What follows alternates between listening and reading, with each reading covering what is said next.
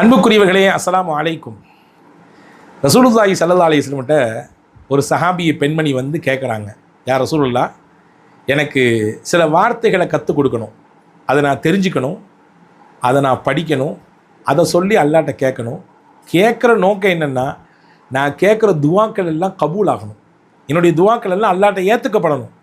அப்படியான சில வார்த்தைகளை சொல்லித்தாங்களே எனக்கு அப்படின்னு சொல்லி கேட்டாங்க.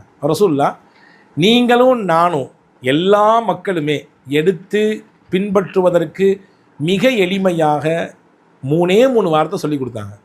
என்ன அந்த 3 வார்த்தை? அந்த 3 வார்த்தையை சொல்லிட்டா நம்முடைய துவாக்கள் அல்லாஹ்ட்ட கபூல் ஆயிரும். 3 வார்த்தை தெரிஞ்சிக்க வேண்டாமா? தெரிந்து கொள்ள வேண்டும். இந்த காணொளி அதற்கு உங்களுக்கு மிகப்பெரிய உதவி செய்யும். பிடித்திருந்தால் பிறரோடு பகிருங்கள். நீங்கள் இந்த நன்மைகளை தெரிந்து கொண்டதை போன்று பிறரையும் நன்மை செய்வதற்கு நீங்கள் தூண்டுங்கள். அதற்கு ஏதோ ஒரு வகையிலே காரணியாக இருங்கள். உங்கள் குடும்பத்தோடு நண்பர்களோடு இந்த காணொளிகளை பகிர்ந்து கொள்ளுங்கள். முஸ்னத் அஹமதிலே இந்த ஹதீஸ் வந்திருக்கிறது. சையதுனா அனஸ் இப்னு மாலிக் ரலியல்லாஹு அன்ஹு அவர்கள் இந்த ஹதீஸை அறிவிப்பு செய்கிறாங்க. ரசூலுல்லாஹ்ட்ட ஒரு அம்மா வராங்க. யார் அது? உம்மு சுலைம் ரலியல்லாஹு தஆலா அன்ஹா. உம்மு சுலைம் ரலியல்லாஹு தஆலா அன்ஹா அனஸ் இப்னு மாலிக் ரலியல்லாஹு அன்ஹுடைய தாயார். இந்த ஹதீஸுடைய அறிவிப்பாளர் மகன். இந்த ஹதீஸில் வரக்கூடிய பெண்மணி அம்மா. வர்றாங்க ரசூலுல்லாஹ்ட்ட, வந்து கேட்குறாங்க, யா ரசூலல்லாஹ், அல்லிமினி கலிமாத்தின் அதுஉ பிஹின்ன, எனக்கு சில வார்த்தைகளை சொல்லித்தாங்க, நான் அதை கற்றுக்கணும், அதை சொல்லி அல்லாஹ்ட்ட துவா செய்யணும், அப்படியான சில வார்த்தைகளை எனக்கு கற்றுக் கொடுங்க அப்படின்னு கேட்டாங்க. இப்போ ஸல்லல்லாஹு அலைஹி வஸல்லம் வந்து கற்றுக் கொடுக்குறாங்க. என்ன கற்றுக் கொடுத்தாங்க? 3 வார்த்தை கற்றுக் கொடுத்தாங்க. முதல்ல சொன்னாங்க, அல்லாஹ்வை 10 தடவை சுபஹானல்லாஹ் சுபஹானல்லாஹ் சுபஹானல்லான்னு சொல்லி 10 தடவை சொல்லுங்கள். ரொம்பலாம் வேண்டாம், வெறும் 10 தடவை. அடுத்து அல்ஹம்துலில்லாஹ் என்று ஒரு 10 முறை சொல்லுங்கள். ஓகே. அடுத்து அல்லாஹு அக்பர் அப்படின்னு சொல்லி ஒரு 10 தடவை சொல்லுங்கள். என்னங்க, 3 களிமா, நம்ம எல்லாருக்கும் தெரிஞ்ச களிமான்னு சொன்னா இல்லையா? எல்லாரும் திரும்ப திரும்ப படிக்கக்கூடிய களிமான்னு சொன்னா இல்லையா? சின்ன பிள்ளையிலிருந்து வயசில் மூத்தவங்க வரைய முஸ்லீமாக பிறந்த எல்லோருக்கும் தெரிந்த ஒரு களிமா. சுபஹானல்லாஹ், அல்ஹம்துலில்லாஹ், அல்லாஹு அக்பர். ஒவ்வொன்றையும் 10 தடவை சொல்லுங்கள். சொல்லி முடிச்சுட்டு சும்ம சலி ஹாஜதகி, அதுக்கு பிறகு உங்கள் தேவை என்னவோ, உங்கள் கோரிக்கை என்னவோ, உங்கள் துஆ என்னவோ அல்லாஹ்விடத்தில் கேளுங்கள். இந்த 3 வார்த்தையும் 10 தடவை சொல்லி முடிச்சுட்டு வெறுமனே நீங்கள் தொழுது முடிச்சுட்டு எந்திரிச்சு போயிடாதீங்க. நம்மிலே பலரை பார்க்க முடிகிறது. இமாம் சலாம் கொடுத்து விட்டு இடது பக்கம் சலாம் கொடுப்பது தான் தாமதம். வேகமாக என்னமோ அடுத்து நம்ம இருக்கவே கூடாது, இதுக்கு அடுத்து இந்த இடத்துல உட்கார்றது நமக்கு அது முடியாதது அப்படின்ற மாதிரி எந்திரிச்சு வேகமாக ஓடுறதை பார்க்குறோம். அன்பர்களே, தொழுகை என்பது எப்பொழுது பரிபூரணம் பெறும் என்றால் துவாவை கொண்டு தான் பரிபூரணம் பெறும். எனவே எந்த ஒரு அமலுமே துவாவை கொண்டு தான் பூர்த்தியாகும். ஆனால் துவா இல்லாமல் ஒரு அமலை முடிக்கக்கூடாது. எந்த அமல் செஞ்சாலும் சரிதான். ஒருத்தருக்கு சதக்கா செஞ்சுறீங்க, அல்லாஹ்ட்ட அங்கனே துவா செஞ்சுங்க, யா அல்லாஹ் என்னுடைய சதக்காவை கபூல் செஞ்சுக்கோ, யா அல்லாஹ் இந்த அமலை நீ ஏற்றுக்கும். குரானை ஓதுறீங்க, ஓதி முடிச்சுட்டு யா அல்லாஹ் நான் ஓதுன இந்த திலாவத்தை நீ கபூல் செஞ்சிரு.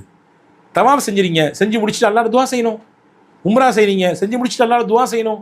ஹஜ்ஜுக்கு போயிட்டு வர்றீங்க, அல்லாஹ்ட்ட ஹஜ்ஜை முடிச்ச பின்னாடி யா அல்லாஹ் ஹஜ்ஜு கொடுத்த நசீபு, யா அல்லாஹ் என்னை இந்த ஹஜ்ஜை நீ ஏற்றுக்கோ. ஜக்காத்தை கொடுத்து முடிச்சிங்க, அல்லாஹ்ட்ட துவா செய்யணும். நோம்பு வச்சு முடிக்கிறோம், இஃப்தார் என்ன செய்கிறோம்? துவா செய்கிறோம். இப்போ ஒவ்வொரு அமலுக்கு பிறகும் துவாங்கிறது ரொம்ப முக்கியமானது. அதே மாதிரி தொழுகைக்கு பிறகு துவா உண்டு. துவா முடிக்காமல் போயிடக்கூடாது, ரொம்ப முக்கியமானது. ஆண்களாகட்டும் பெண்களாகட்டும் துவா செய்ய வேண்டும். அப்போ அந்த துவா செய்கிறதுக்கு முன்னாடி குறைஞ்சபட்சம் 10 தடவை சுபஹானல்லாஹ் 10 தடவை, அல்ஹம்துலில்லாஹ் 10 தடவை, அல்லாஹ் அக்பர் 10 தடவை. ரசூலுல்லாஹ் சொல்கிறாங்க, இதை சொல்லி முடித்த பின்னாடி அல்லாஹ்ட்ட கேளுங்க, சும்ம சலி ஹாஜதகி, உங்கள் தேவை உங்கள் கோரிக்கை என்னவெல்லாம் உண்டோ எல்லாத்தையும் கேளுங்க அல்லாஹ்ட்ட, அல்லாஹ் தருவான் அப்படின்னு சொல்லிட்டு ஒரு செய்தி சொன்னாங்க.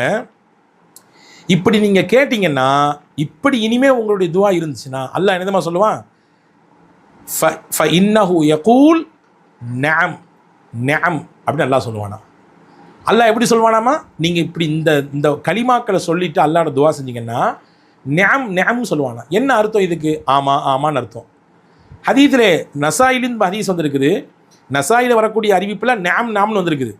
முஸ்னத் அஹமதிலே வந்திருக்கிறது கது ஃபஅல்து, நான் செஞ்சிட்றேன் அப்படின்னா என்னதுமா அர்த்தம்? இப்படி அல்லாஹ் சொல்கிறதுக்கு காரணம் என்னென்னா, உங்கள் துவாவை நான் கபூல் செஞ்சிட்றேன், நீங்கள் கேட்ட கோரிக்கை என்னவோ அதை நான் தந்துடுறேன்.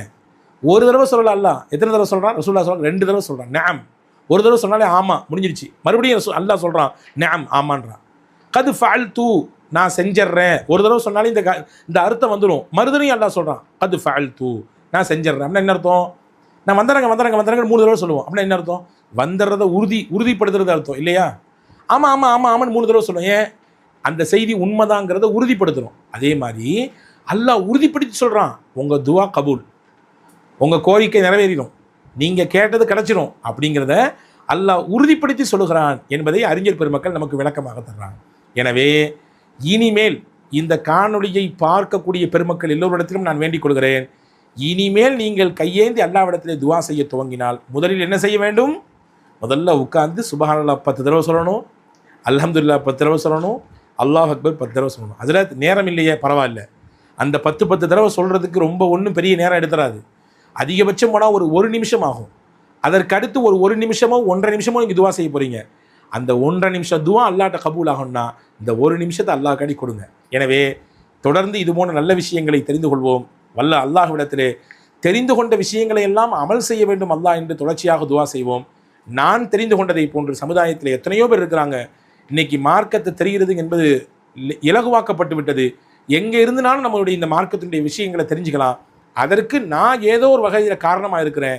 எனக்கு இந்த காணொளி பிடிச்சிருந்துச்சு, அதனால் நான் என் குடும்பத்தோடு இதை ஷேர் பண்ணுறேன், என் நண்பர்களுக்கு இதை ஷேர் பண்ணிக்கிறேன், தெரிஞ்சவர்களுக்கு இதை நான் பகிர்ந்து கொள்கிறேன் என்ற எண்ணத்திலே இதை பிறருக்கும் பகிருங்கள். எல்லாம் வல்ல அல்லாஹ் உங்களுக்கும் நமக்கும் எல்லா மக்களுக்கும் சிறந்த நற்பலனை கூலியை அவன் புறத்திலிருந்து விசாலமாக தருவானாக. வசலாம். அஸ்ஸலாமு அலைக்கும்.